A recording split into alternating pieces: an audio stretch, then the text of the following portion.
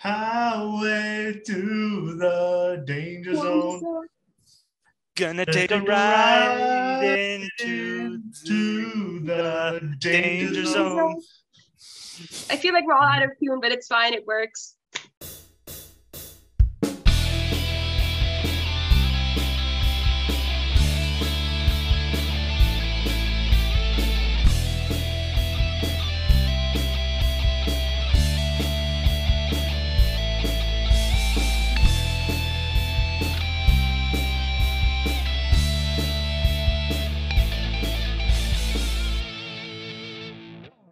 Assalamu alaikum everyone. Welcome to another episode of the Geek Dhaba, and today we're going to be talking about Top Gun Maverick. Joining me today are the Amar and the lovely Yamna. How come she gets lovely and I just get a mar? That's just how it is. Because it is how it is. I guess. So, guys, Top Gun Maverick. What a movie, honestly. I agree. And this movie came out how long ago after the original? 34, 35 years? Around those lines.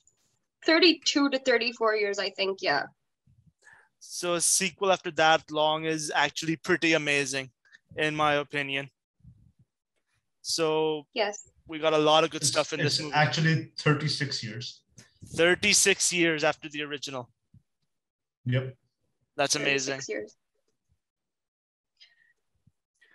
So, and I have to say, like, this might be one of those movies where the sequel does not only hold up to the original, but may possibly even be better than the original. That's just my opinion. We can like further discuss, like continue our discussion on that, but I feel like that's my opinion. It held up really well with all of the essence the original had. All of the themes. I felt like I was watching something very in continuation of the first one. Despite the 30 plus years gap, they took advantage of the various technological advances we've had in this industry in the past 30 something years, and they played really well into it. It didn't go way beyond what the first one was about. It didn't go way out of the story. It stayed true to its roots and yet did a really good job of portraying. So I was thoroughly amazed by this movie. I quite enjoyed it. It was like, what, I think 2 hours 20 minutes, right? roughly, yeah, give or take. Felt like I was there for like maybe an hour at most. Like the movie just passed by in a flash. That's, for me, that's a sign of a good movie. Like when you're not sitting there wondering, oh, what time is it, how long has it been, and the movie just finishes and you're like, wow, the movie just ended. That's also a sign of a good movie for me. When I saw Miles Teller's name, which I didn't watch the trailer for this movie, by the way. I wanted to watch the movie straight up going into the cinema. But when I heard that Miles Teller was in this, right, I was like, I don't know what to think about that. I'm not really sure. But he did a very good job. Every time he came on scene, I kept thinking of Goose. Like, they made him look so identical to Goose, right? Oh, yeah. It was his silhouette, it was his mustache, it was the way he was dressed, with everything. And I'm like, oh my God, like, he is doing such a good job, even acting out the character that they had for him. Just enjoyed it. I also, personal favorite character of mine was also Hangman. I know, but there's a reason why I like him. Okay, like the dynamic that him and Rooster have is like a similar dynamic that Iceman and Maverick had, right? Exactly. It was kind of some of that. I enjoyed it. I also loved the way his logo was on his helmet. If you remember, like how they had like I enjoyed that touch so much. I'm like, it's really nice. I overall loved the movie. The plot was very good. The story was very good. The way the story progressed was excellent. The plot twists were, albeit a bit predictable, but still very well done. I'm okay with cliche tropes. I'm okay with typical plot lines as long as you're done very well. And they managed to not keep it too typical or too cliche. They managed to give us a good story. They managed to give us a good sequence and a good sense of thrill in between, exhilarating thrill. Easily one of the best movies I've watched this year. And yeah, I mean, keeping nostalgia aside, I think we all grew up with Top Gun and like Take My Breath Away as a song, Danger Zone as a song. Like it became a small part of who we were and who we are. keeping nostalgia aside, they still did a very good job. Even if I was being impartial about it, I would still have to give it really good, great marks for everything. So I'm gonna stop like rambling about how I've loved this movie. I'm gonna move it to you guys. Omer, you want to go first? I'd love to. Go for it. Again, I have to emphasize that this was a really good movie. I mean, I won't say that it was a bad movie by any stretch of the imagination. I definitely enjoyed my time watching this movie. Having grown up in an Air Force household, having seen Top Gun to death in our whole life, listening to the soundtrack of the entire movie every single day in 2002, in every road trip, and owning a physical copy of that soundtrack as well, right? Absolutely adore the original, and I loved this one too. However, was it better than the original? I don't think so, right? The original holds up even today, right? But this movie suffers from, I think Amar will emphasize a bit more about it, but I'm just going to touch upon it right now, that it emphasizes from being nothing short of a rehash, right? And that's something that Amar is going to like emphasize on, because that's something that he felt pretty strongly about after he watched that movie. And for me, it was more of it was a good movie. I'd watch it again, right? I enjoyed a lot of things. I hadn't seen a single trailer for this movie because, quite frankly, I didn't believe it would ever come out in my lifetime. Jitna delay hua hai movie, right? It's been delayed to high hell, like 3 years, 2019, 18, 19, 20, 21, and then again 22. So I didn't believe this movie was ever going to come out in my lifetime, so I didn't watch a single trailer. That being said, the movie was great. Miles Teller was a surprise for me. I didn't even know he was in the movie until they flashed his face in the roster of people. And like there was no any kind of warning. I was like, oh look, it's the fake Mr. Fantastic. And it's that's literally I went over to him. I'm like, isn't that Mr. Fantastic? That was my reaction too. That was exactly my reaction. I'm like, oh no, oh Lord. Continue. So like the song choices were pretty good in this movie. Like I like how they used Danger Zone again, but only in the beginning, which like, my boys Cheap Trick got done a cheap trick on them by not having Mighty Wings included in this version either. I knew you'd be salty about that. Right. And some really good class. I mean, like, when I think about Top Gun, I think about the soundtrack more than the movie, because that soundtrack is golden. It's like a gold standard for soundtracks, in my opinion. I mean, I'm not an expert on soundtracks, but for me, it's a gold standard. And like so many great songs in that soundtrack, and there are great songs in this. The last song in the movie that's done by Lady Gaga is just fantastic. Lady Gaga and Hans Zimmer. Exactly. Yeah. So like that collaboration is already legendary enough as it is. And that song was just so good with the visuals and everything, right? And it's a great movie. One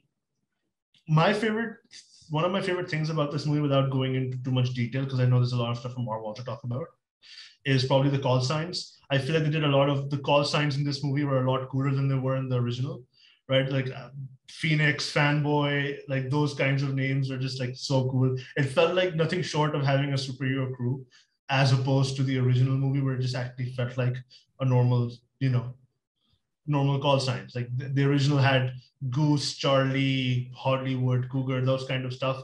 Here it felt like they were freaking superheroes, like Payback, Phoenix, Fanboy, Bob. That one comic relief. Like even Hangman is a freaking superhero name. Come on. I loved Hangman's name. I don't know why. I think it was a logo for me. The moment I saw him flying with that like sign on his helmet, I'm like, that's my favorite call sign in this movie. Yeah, the fact that it's Hangman and the A's are not there, but everything else is, that's actually pretty cool. Badass. Pretty cool.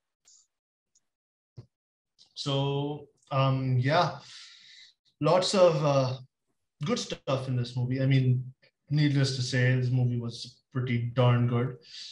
There was something else that I wanted to discuss, and I'm pretty sure it's not going. I mean, one of the things that I absolutely love was the dogfighting in this movie as well. I mean, like, even though there wasn't, quite frankly, a lot of it, right? We only got it in the last third of the movie. And now I remember what I wanted to talk about.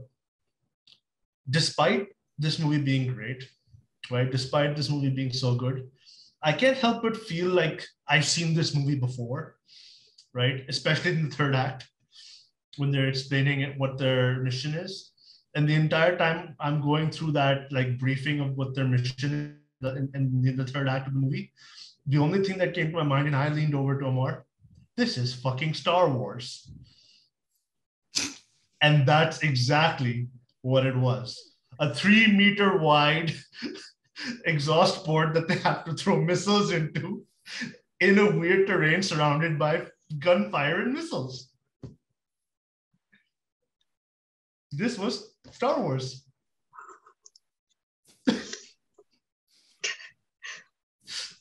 And the entire time I see them like, when Rooster is like, spoiler alert, but when Rooster is like about to throw it in without the laser guidance, I'm just like, use the Force. And that's exactly what happens. He just uses the Force. It just happens to curve right into the exhaust port. Rooster is a Jedi confirmed. Right? And that's one of the reasons why I just felt like, the movie just kind of, that's the only thing that kind of killed my, like, love for this movie. Not that I didn't love this movie a lot already. It's just that the similarities of this with the Star Wars, I'm just like, do something different, do something new. They did not. It's the same, like the missile goes down, everything implodes, boom, right? There's chaos everywhere. Okay, great. That was a fun rewatch of Star Wars. A New Hope. But apart from that, great movie. Loved it. Would watch it again. Honestly, would definitely want to go see it again. And Tom Cruise, great actor. Fantastic. Miles Teller did a great job too. Jennifer Connelly, or I'm just gonna call her Claire. Sorry, her name was Charlie in the original. Charlie 2, right? She was great too, right? Because she's literally just a rehash of Charlie from the original, right? And Iceman 2 was good too, But that's great. That's all I have to say, because I don't want to take too much away from Amar. So I'm gonna let Amar go on his rant about that. One he before Amar starts, I forgot the most important thing. Val Kilmer showed up. Yes, I was gonna let him talk about it as well. But when he came up, I know from the last few years he can't even speak. So when I heard him talk, I was thinking whether he's here but he cannot talk. Then I heard him speak, and I heard it was AI that like helped him the voice, but it was so emotional. And then my dad made this joke, actual Batman versus rumored Batman, because back in his time, it was the whole thing. Tom Cruise was rumored to be Batman at some point. And then we're like, oh, for us, it's actual Batman versus rumored superior Iron Man, multiverse of madness. But we loved that whole interaction we had. We loved seeing Val after such a long time. Tom is vampire confirmed, by the way. Mans barely looked like he aged from the first movie to now. And everyone else seems to have aged by aeons. But it was still really heartwarming to watch Val show up. Okay, Amar, back to you, or else I'm going to keep fangirling and rambling. Oh boy, I have a lot to say. First of all, I am going to make the joke of rumored Iron Man meeting rumored Batman, Tom Cruise and John Hamm. Yeah. That's a good one too. John Hamm was also one of my preferred picks, but we'll go on to that later. Okay, continue. So, honestly, I'm going to start from the beginning, and I'll try to keep it as brief as possible. I did not get into Top Gun until listening to the soundtrack in 2002. And even then, I would put Danger Zone on loop. Because by God, it's one of my favorite songs in the entire soundtrack. Followed only by the Top Gun anthem. And by God, the revamp of the Top Gun anthem in this movie is amazing. Absolutely amazing. So you guys have already talked about a lot of the amazing stuff about this movie, but I'm going to bring up the one major problem that I've had with this movie. And although I'm saying major right now, but in my mind, it's not a major inconvenience. It's minor, but it's a problem that I've seen a lot in sequels. And it's something that we need to talk about in this particular one. This sequel is a complete copy of the original. Not entirely, but it's like a Fuller House kind of thing going on here. You're doing the same story. You're just doing it with the old characters coming back, taking on a new role, but with new characters, and you're pretty much doing the same story again. There are some changes, but it's essentially the same thing. It happened everything from the beginning to end. A flight check happened that wound up being against regulations. The main character wound up going to Top Gun. They needed to go through training, but now instead of him being a part of the training procedures, he is now a trainer. And then there's the pub scene with music in the background where everybody meets up, everybody does their introductions. Sound familiar so far? And then there's the introduction of the new teacher who happened to be someone that they've all interacted with before the training started, and they all feel embarrassed. Then there's the whole training procedures, then there's them going counter arguments with all the training procedures. Rooster and Hangman are the Maverick and Iceman of this entire movie. Clearly. The Goose interactions in flashbacks and everything I absolutely loved. And then there's now here's the one thing that actually is also a copy, but one thing pissed me off about it, that when they were all playing at the beach, also added into the original copy of the Top Gun. Now my only gripe with that is that they did not playing with the boys. I agree. That is a sin. To not have a beach sports scene with pilots and not have playing with the boys in the background. And then there's the main training. The only thing that I'm surprised Omer did not bring up, but I will bring up because you and I did talk about this prior. This movie, in comparison to the original, had no consequence. There was nothing entirely, there was no lives at stake, particularly in the sense that, no one died in this movie. We had Goose die in the original. That added a little extra risk. I forgot who it was. I think it was Playback or Coyote. It was Coyote. It was Coyote who went up in the air at 10 Gs and got unconscious, and his plane was about to hit the ground. Right, and then he came back to, and then he brought his plane up. And then there was then there was Bob and Phoenix that almost died in that process too. If any one of them died, it would have added a little bit of a consequence and a little more weight to the movie. At that point. I wanna expand on that a little bit as well, right? Because I was actually waiting for someone to bring it up. And so carrying on from what Amar said just now, the movie has a problem of plot armor, right?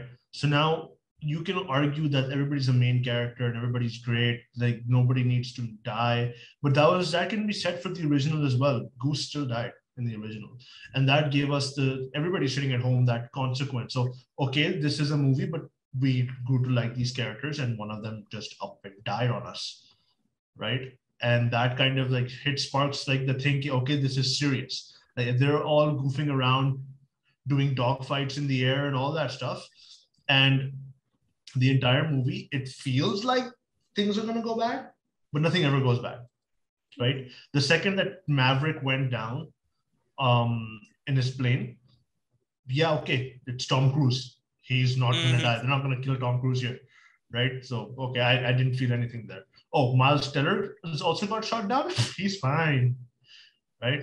Like I had none of that. Oh my God, is he dead? Is he alive? Like the kind of feelings you kind of want from a movie like this. Right? You had a bunch of new actors in this movie, a lot of no names, quite frankly speaking, probably that I don't recognize, but maybe somebody out there does. People who played the Phoenix role and Hangman and all these other people. You could have, they're expendable, in my opinion. right? One of them could have easily been expended during training to kind of emphasize how important this mission was. And like Amar said, playback when he was going down on the plane Coyote. had Coyote, sorry. It was Coyote. Whichever one it was. When they're going down in the plane, had they not been able to get up in time or not able to eject in time, it would have brought some serious weight onto the mission that they were on, right? And would have kind of told everybody else, hey, no more goofing off, take it seriously. There's no moment that says, hey guys, take this seriously. Everybody's just kind of, even Maverick is just like goofing off, like, oh, we have a mission in 3 weeks. Yeah, here's the dogfights. I'm going to pull these stunts. I'm going to do this. I'm going to do that. It looks great on screen, but as a character choice, it just didn't feel right given the circumstances they were dealing with. Nothing up until the mission itself, nothing felt like it had a consequence, and nothing felt like it was being taken seriously. In my opinion, that's all I have to say to that. Okay. Well, you took all the points I wanted to discuss. So I was about to expand on all of that. So maybe you can, if I counter. I have a couple of counterpoints here, if that's okay. If we have time. Yeah, we have time. Okay. So the first thing is that Goose's death, it happened when they had just recently joined Top Gun and they were still in the training phase, right? His death that's why it hurt the most. It wasn't like he was out there in actual action and he got hurt. He got hurt during a proper intensive training sequence. The people that they collected for this mission were 12 Top Gun fighter pilots, right? Who have had the experience, who are the best of the best of the best, like the elite of the elite in terms of that. My prediction was that for sure Hangman was gonna die. I had this feeling that this guy's just gonna like go in, try to save Maverick and Rooster, and he's gonna end up dying. That was my prediction. He did end up like saving them, but he didn't end up dying. I also expected someone to die, but I feel like to kill someone, it would have been a bit too far, personally speaking. I mean, if anyone else died except Phoenix, Bob, Hangman, or Rooster, it wouldn't really have affected us. Okay, they're dead. It wouldn't have given us that emotional impact that Goose's death gave us, right? So I'm okay with no one dying here. And I'm okay with them like getting off of the plot armor thing, where they had a lot of extensive training, where we saw them struggling even with the training sequence on how to fix their adjust with their breathing and their the height perimeter. The only one thing that I found like a bit weird is that for me was that Maverick was going through a big shift in terms of having this life-threatening experience with his former buddy's son, who he's already worried about, and then to lose his current, the guy who's been with him throughout all these years, Iceman, to lose both, to have that consequence of, being responsible for his friend's son, and to have losing his longtime partner at the same time, right before the mission. I wish I had seen more emotion in that aspect. We saw a glimpse of it. We saw him questioning things, and we saw him with Charlie too. I'm going to stick with that, Amir, from now on. We saw that, we did, but I wished we had felt even more of an impact. That was a big thing for me. That was a big thing for anyone in his place. In terms of everything else, I'm okay with the way they started the movie, Amar. Like you said, it was just like the first one. I think that was to make us relive how the first movie started and how he was always a known rule breaker. I'm okay with the sequence of how they started it as well. Yes, they did keep the other tropes as well, with the meeting the teacher in the bar before not actually knowing they were the teacher. With the whole pub scene hangout. Yes, those were they actually followed the formula of the first movie to a T for most of the parts. I agree with you there. But why do most sequels generally fail? It's because they usually stick with the exact formula, or they go in a whole other direction from the first movie. Despite sticking to the same formula, despite playing it safe in a few places, they still manage to do really well. In a really what's the word? Non-calculative basis. Is it a really amazing movie? No, okay, it was a great watch. It wasn't extraordinarily mind-blowingly amazing. But in terms of comparing it with how other movies have done their sequels and how bad they've been, I have to give this movie credit there. That this has been one of the best sequels I've watched in a very long time. And for me, I think it might be a bit better than the first one, because I think I did like this plot a teeny bit better than the first one. because in the first one, like the action, like of him like doing what he did with the actual MIGs around the end, that was great. But that was around the end in the first movie. With this movie, they gave us a already like in the field action, and that's why I think I enjoyed this plot a bit more. I enjoyed the whole Maverick to Iceman to thing they had going, and the guy who played Hangman, I actually liked him. I didn't know he was going to be in this movie. I don't know if you guys have heard of this show. It's called Screen Queens. Do you guys know? I know of it. He was a character there, and he was hilarious. He's also in this other rom-com called Set It Up on Netflix. He's an okay actor. I didn't really think he would do as that well as he did, and Miles like did a really good job. But apart from that, I will agree with the other things you guys have said, and you guys can continue now. Who's continuing? What? I don't You're know. Why is your silence? Again, now a lot of things I wanted to expand on, Omer jumped in and expanded on it all. So only thing I have left now is to discuss the dogfights, which are much better in this movie compared to the original. You can argue CGI, you can argue that, but they took a lot of scenes from the original and revamped them to this movie. Because we got the upside down plane scene, we got the sideways scene, we got the loop target scenes, we got all of the classics from the original Top Gun. But my favorite one, I'm sorry to say, a lot of people will probably be pissed off. I love the F-14 against the 5th gens. That was crazy good. That was crazy good, but I think we all saw that Hangman survivalist thing happening. That he would show up and save everybody. That was like expected. But once again, I expected at least Maverick, if not Coyote. I expected Maverick to give up his life in this movie through the expenses of what was happening. At the very least, because a consequence needs to happen in a movie like this to actually add a little more weight to a situation and to the story. And there was none of that in this. They keep teasing the possibility, but we're also used to teases and jump scares at this point that you're just immune to the possibility of it. Or at least people like me, who at this point can just predict the possibilities and just gets annoyed at whatever happens at this point. So I was on the edge of my seat when it came to the dogfights, but I was not at the edge of my seat when a hero in the movie was hit or was about to eject from his plane for any reason. And apart from that, we got Star Wars 2.0. That scene was say what you want. It was pretty cool. And the fact that Maverick actually, hey, I just noticed that Tom Cruise's character's name is Tom Still. That's interesting. So his name is Tom Mitchell, right? Tom Maverick Mitchell. I don't remember. His name is Pete Mitchell. Pete Mitchell. Oh, I thought it was Tom. Okay. Anyway, that would have been funny. But We're getting names wrong today. Yeah, we're all getting names. Reasons.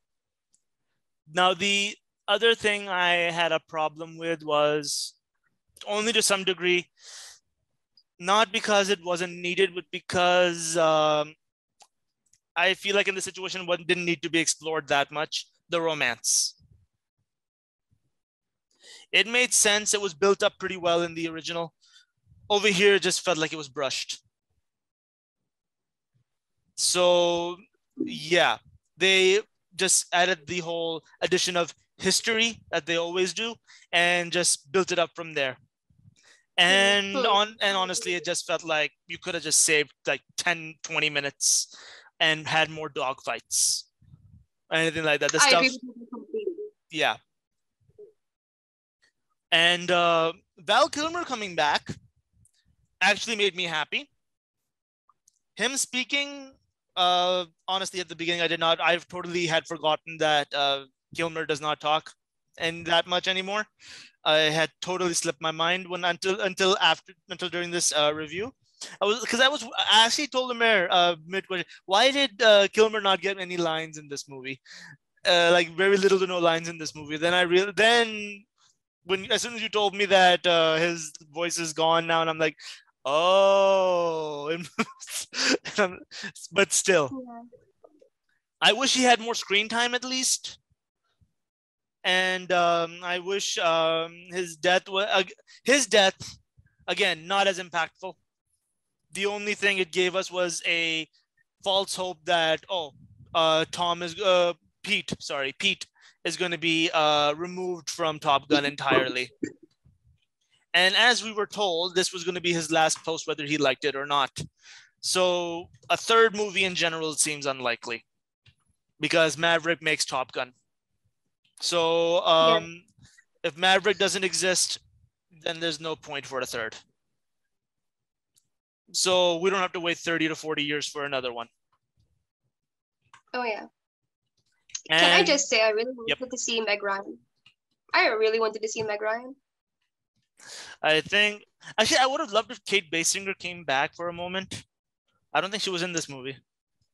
Because Meg Ryan has been in so many early 90s rom-coms, right? Mm-hmm. It would have been nice to see her.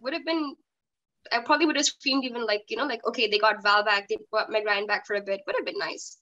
But chalo. Mandia. She wasn't a really pivotal character, so. And that's about it from my side. All the major points were already covered, so I have nothing else to say. So I guess we go to the scores. Yes. Omer? For me, it's an 8.5 out of 10. Great movie. There's a couple of things that didn't rub me the right way. The rehash, the Star Wars-like plot towards the end, lack of consequence, just that kind of stuff. Otherwise, great movie. 8.5 out of 10, easy. For me, it's a solid 8. Again, as I mentioned, a rehash is a minor problem, but considering that I've seen this type of rehashing done in a lot of sequels over the years, it is something that truly annoys me. And a good chunk of the decrease in scores is because of that. Apart from that, the movie did not, had no major consequence. And I'm seeing that a lot in a bunch of movies in the 2020s. So it's a bit of a problematic touch. But overall, story was great. Scenes were amazing. Characters were pretty decent. I wish they had a little more time to develop them. Because the whole, that actually adds one more thing I want to add. Hangman and Goose probably needed more interaction for them to be the proper enemies in that. They just used Maverick as a catalyst. If they had their own personal development a little more, it probably would have been a lot better. But yeah, solid 8. Oh, it's like a 9 for me, so. And okay, and with that, our average scoring comes to 8.5 out of 10. So all in all, still a great movie. We highly recommend it. And if you are a Air Force brat anywhere in Pakistan, anywhere around the world at all, you'll truly enjoy it. If your parent or you yourself are a veteran of the Air Force of any kind in the world, this will definitely bring back a part of your life as you're sitting in the cinema watching this movie. And that's about it from our side. Thank you so much for watching the review. And this has been Amar, Omer, and Yamna from Sabeen Foundation, aka Geek Dhaba. And we will see you guys next time.